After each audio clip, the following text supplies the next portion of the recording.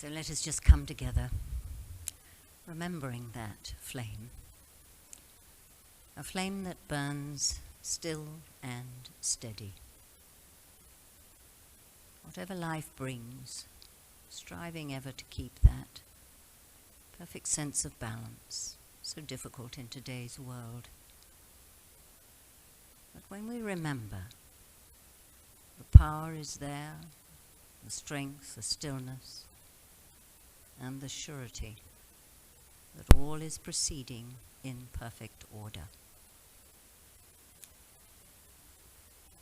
So let us now remember before God the great need of all humankind, and that we may pray to God and make quiet the busy mind of every day. Let us open our hearts to the Father, Mother, God, to Christ the Son, to the Holy Trinity of wisdom, love, and power. In the holy name of Christ, by the Christ light in the hearts of all people, we call upon the great angels of Christ. We feel their presence and their power. We attune ourselves to the prayers of all men and women of good will. Being thus prepared and ready before God, with all the will of our minds, with all the love of our deepest hearts, we send forth the light. We send it forth as a great star of light, a blazing star, withstanding, overcoming all evil, triumphant over darkness and death, a star of the Christ light.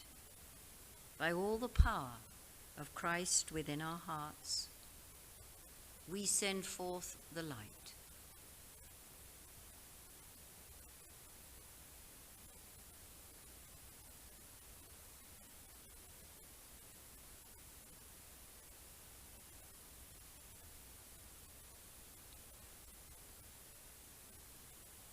We hold in the heart of the Christ star the leaders and the peoples of the Americas, the soul of the Americas. May the light of the Christ star awaken the wisdom of the ancient sun brothers in the hearts and the minds of all the people of the Americas, to bring peace, healing, and brotherhood to all life.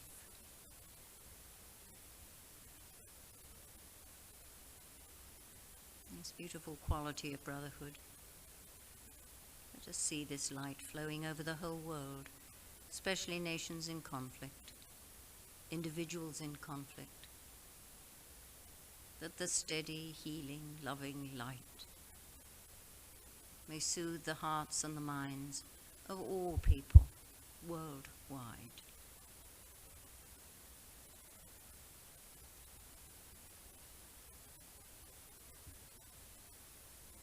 Now let us hold within this great healing star anyone known to us personally who is in need of help or healing. Silently we name them, and we see them perfect in the light of the star.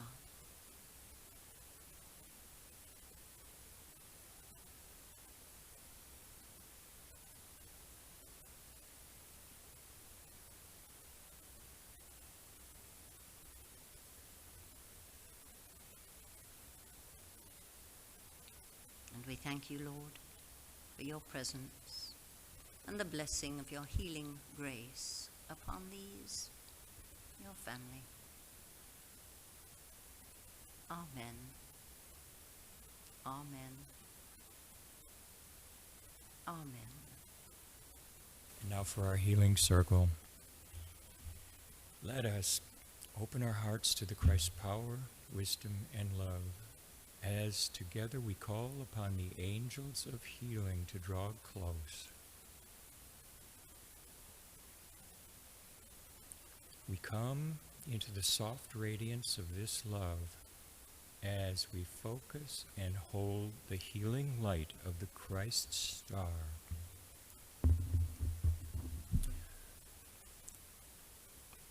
over all human relations, husband, wife, father, mother, son, daughter, brother, sister, employer, employee, governed, those who govern,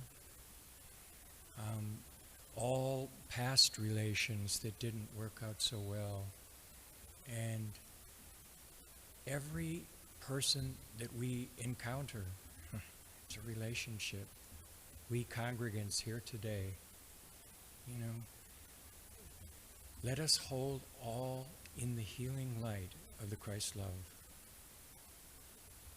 We can do no better to bring this world to a more peaceful place than begin with ourselves.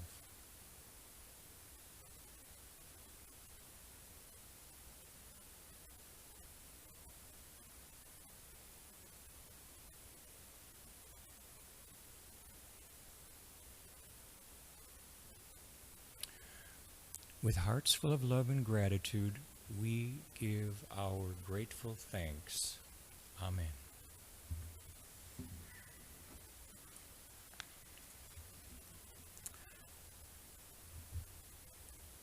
Jane has selected today from White Eagle on living in harmony and the Spirit, and it's entitled The Law of Equilibrium. And I must confess that I learned a lot from this reading. I have a whole new, deeper understanding of what that law is, and how I really can bring myself to work more and more in balance with all of life. Working for harmony.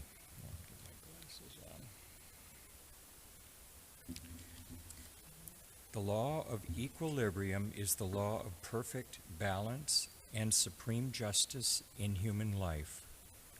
The balancing of all apparent injustice and pain with corresponding happiness. There is always a joy to come, corresponding to any measure of suffering endured rightly. When you are called upon by the law of karma to endure pain and suffering, remember that there is another law, that of compensation or equilibrium, and that this is a discipline which is preparing you to realize and enjoy a richer happiness as a compensation, a happiness you cannot achieve without mastery of the lower nature. You cannot force the gates of heaven. There is an ordered path that every soul must tread. But although you may have to pass through unpleasant conditions, the law of compensation is always at work, for God never takes away without giving something in return. Men and women should try to recognize this law, which is constantly operating to help them in their daily lives. Imagine the law of equilibrium like this. At one end of the pendulum, sweetness. At the other, bitterness. And at the one pain, the other joy. There is always the rhythmic swing.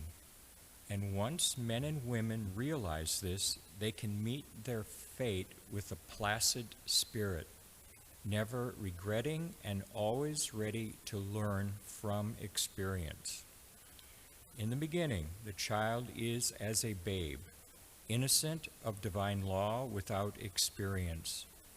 Exactly as a child has to learn how to sit, feed, stand, walk, and play, and then how to develop its brain and learn certain facts about life, so by an exactly comparable process, the spirit grows from babe to spiritual man or womanhood.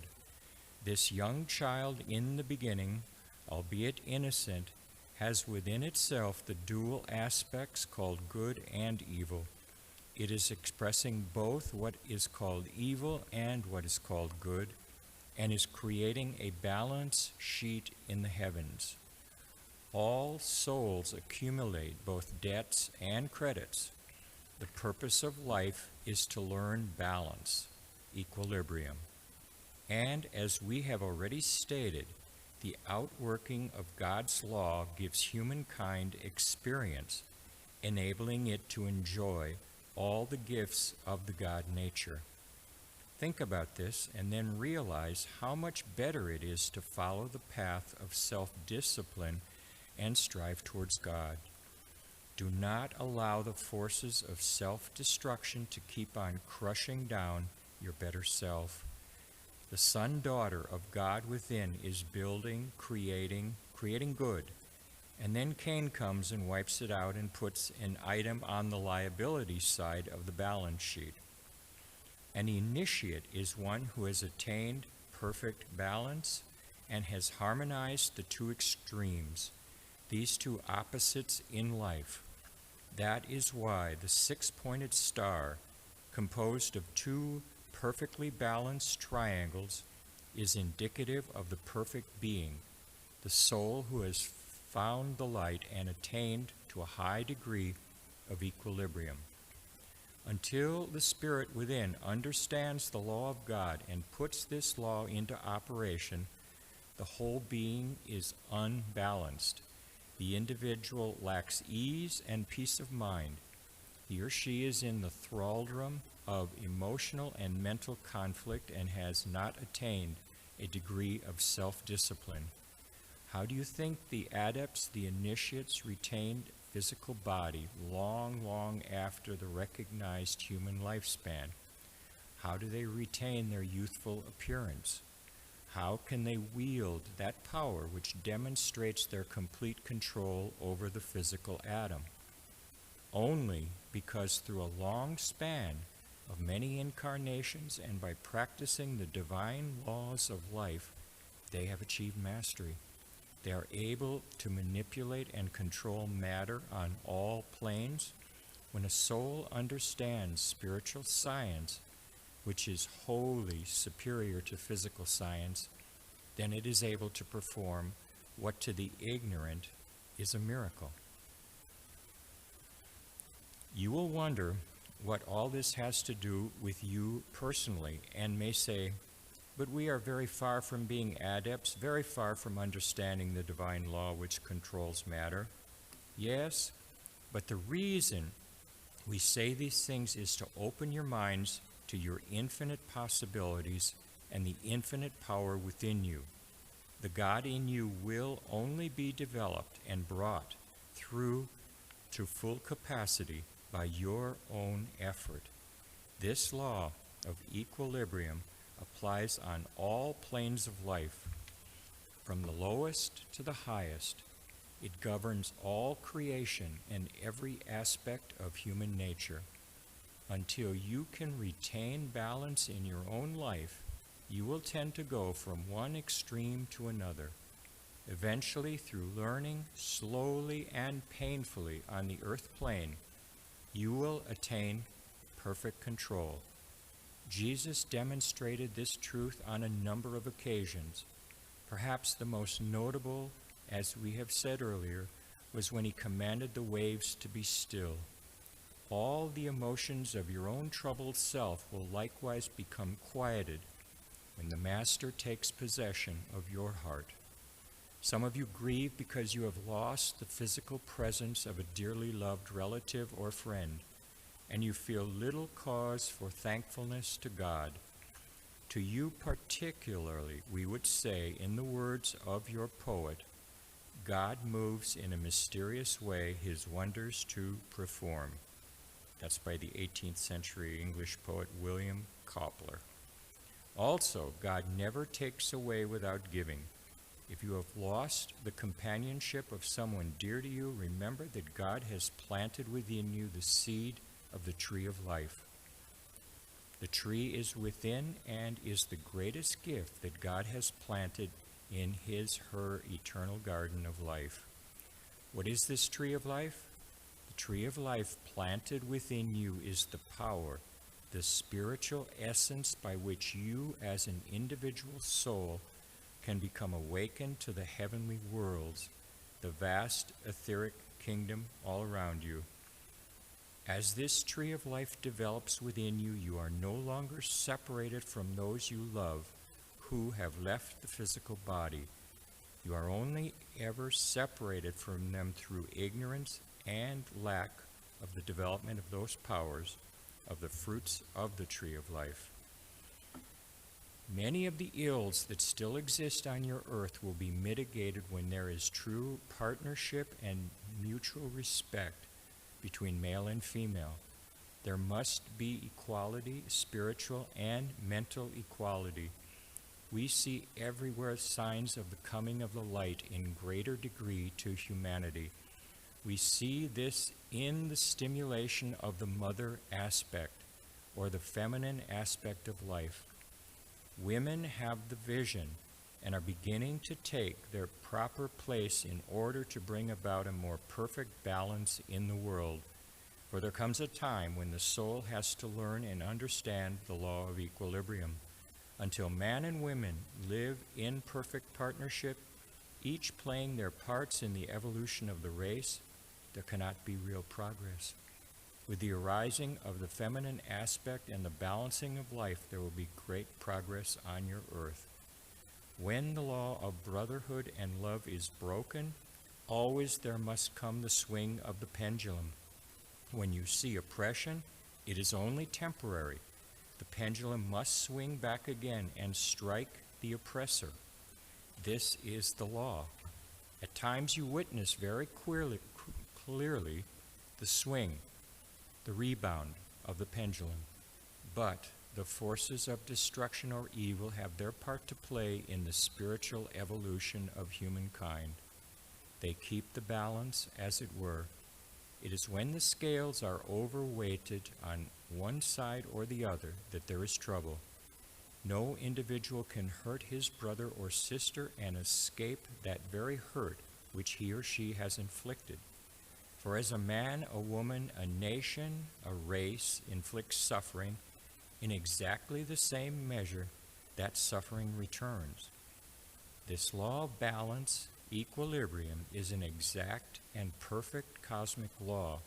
This does not mean that you or another person is in a position to judge the actions of a third party, but we know that the law is bound to operate.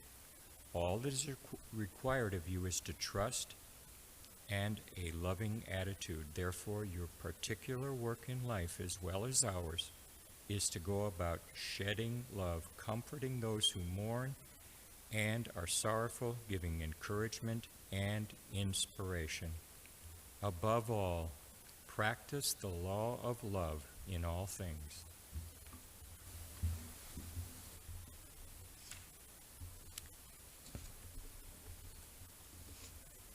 Some time ago, always when I'm going to put you through listening to me, a word comes, and that word was balance. And Barbara pointed out this morning when we met, this is the equinox, the time of that balance of light and dark. I think at the moment it almost seems as if we are all in the middle of a sieve, which is really shaking. And finding that central point, that still point of balance, is really hard. Sometimes one's mind reaches into so many corners, and the energy that is pouring in is so powerful that it is very hard to be rational or balanced at all levels. So I asked myself, we're all striving, aren't we, towards balance, whether consciously or totally unconsciously. This balance touches all parts of us, whether it's our physical self, our mental self, or our spiritual self. So what is balance? I think it is finding that place between all the extremes of life. between the emotional highs and lows, the good, the bad, the positive, the negative, light, darkness, masculine, feminine. It's finding the balance between it all. Finding, as the Buddhists might say, the middle path. Could this be called the non-reactive path? So we're not pulled and pushed this way or that according to the whims of our outer self or our minds or other people, but finding always a measured response within. And you know, finding that measured response requires us to be quite still and not pulled and pushed by the emotions. What example we have? God is perfect balance, the power and constant flow of love and wisdom. Therein lies the balance. Life is a wonderful teacher of balance. We're here on earth to find this state of being in the midst of all the distractions and discord. In our daily life, we all wander off the straight and narrow, don't we?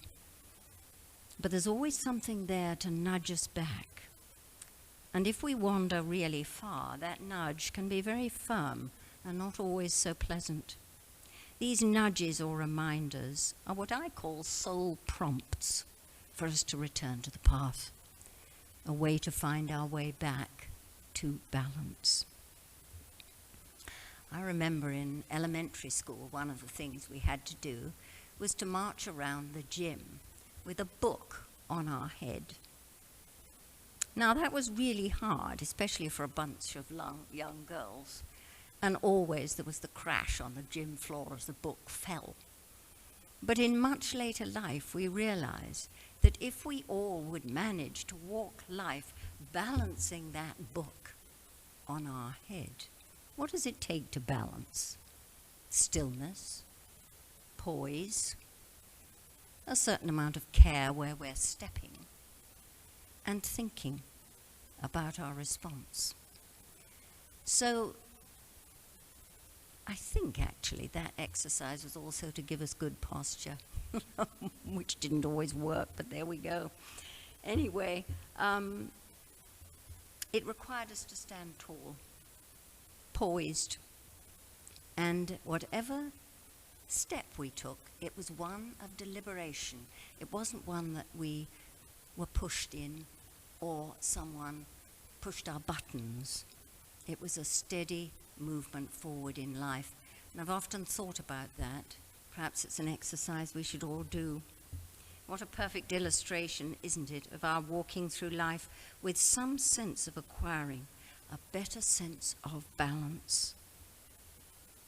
Perhaps it would be good, indeed, if we all walked around with a book on our heads. It would certainly slow us down. In the reading, White Eagle speaks of this law of equilibrium and balance as one of the 5 great spiritual laws. There are no accidents for every action we take, whether it brings joy or sorrow. It will come back to us in perfect balance, justice, according to our response to the stimulus. Let's think about that. What is stimulus? Something that gets us going, something that moves us. So life is full of all these stimuli, shall we say. And if we're really steady and strong, we'll only react from the heart, from the God self. And you know, there are no judgments made about other people's reactions or stimulus. It's a perfect outworking of cosmic law, balance. We're told that when balance between light and darkness is not held, the equilibrium of the earth is disturbed and it brings catastrophe. And what have we seen for so long? Almost since the beginning, when we wandered far from the teachings that were given to the early man-woman. We've been ricocheting between that I always think of a metronome that goes back and forward in music. That's really what we're doing until we find that middle point. We look into the world now, into places where we see enormous sorrow, Innocence, perhaps, suffering, and yet it may depend that each one of those souls caught up in the world has been brought consciously into their perfect place and the subsequent outworking of this cosmic law. All of us are learning deep soul lessons, and some are most painful to undergo and observe in our fellows, especially those in war-torn areas. The finest and most helpful thing we can do is to be strong and steady in ourselves. Hold the light wherever we observe acute need. Holding this without undue emotion and judgment, but with compassion, knowing how we would feel if we were in their boat. Understanding, loving, and striving not to be pulled off the path by undue emotion again. Emotion that says, oh, these poor people. That's useless. Compassion is a strong outflow of an understanding that we're all in this together and we just need to love. Compassion doesn't mean entering into it and becoming part of it. It's that observer self that loves unconditionally, and so there flows compassion. So how do we find this balance? We can move forward by observing ourselves and our responses to everyone and everything around us. Remember that book on the head, Keeping Us Steady. Resolve to return to that middle, balanced path, one that is non-judgmental and reactive, but ever responsive to the needs of those around us, remaining as best we can, strong, steady, and poised. There was a question asked of White Eagle some years ago about the need to prepare for all the disturbances which come to the earth. The questioner said, do we need to prepare? And his response was as follows: most certainly you do. This is the purpose of the Brotherhood, the present upheavals of all nations struggling for supremacy, signifies the spiritual growth of humanity. The white light can steer the course onto a higher and safer condition of life, and this is where you, as individuals, can help to keep the balance. So there will be no shattering of the equilibrium of the cosmic forces. If the power of good or white light be not strong enough, then there comes upheaval. It depends on the invisible forces of light and love. If you, and many like you, can send forth the light to assist the powers in the heavens, then the nations will come into harbor safely. Safely. Like all resolutions that come of challenge, the answer lies within each one of us. To strive to find, to sustain that perfect, balanced life. Each of us are working in our own way to achieve this. We proceed with patience and poise and keep quietly on. We're always going to be making mistakes, aren't we? We're always going to be bringing ourselves back. But there's no reason ever to hit ourselves over the head. It's a process of learning. It's like the child who gets the mathematical problem incorrect. No one goes berserk. They just try again. We just keep trying. And the more we can still ourselves, the more it's going to affect every other. There is a piece, it's actually a few words, a prayer. There was a favorite of Jean's, and I'd love to share this. O Master, teach me to subject self. Teach me what is self, and yet to care enough to be fit for thy service. O Master, teach me to love all those who come, but to be beyond emotion, to be dispassionate, and yet to feel and to care. Teach me to see more clearly what work must be done, yet not to be dismayed, to seek thy work in each moment, but also to know the time to rest. Show me how to help in the way that is needed, and not in the way that I choose. And help me, O Master, to remember that what matters is not the amount achieved, but the serenity in which it is accomplished.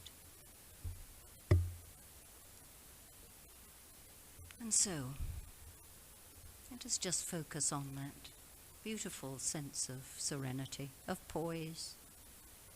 That's where all our strength comes from, this beautiful light pouring in through the crown, strengthening every part of our being. It is to this that we come in love and thankfulness as we open our hearts to the blessing of the Christ, to the outpouring of that love that knows no bounds or boundaries,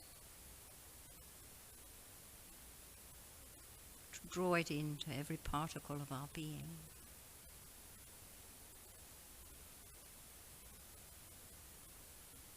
To find that magic of stillness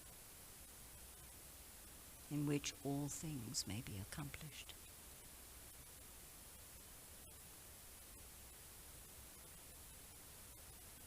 We accept the gifts of spirit, of the bread and the wine,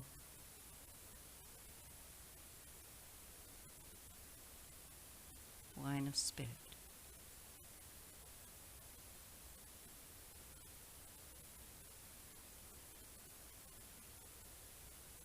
And in the silence, we accept that blessing, that gift of love.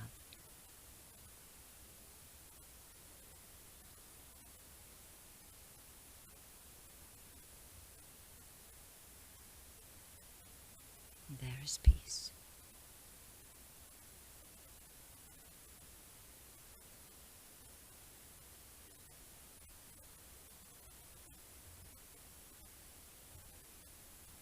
In the name of the Father, Mother, and the Son.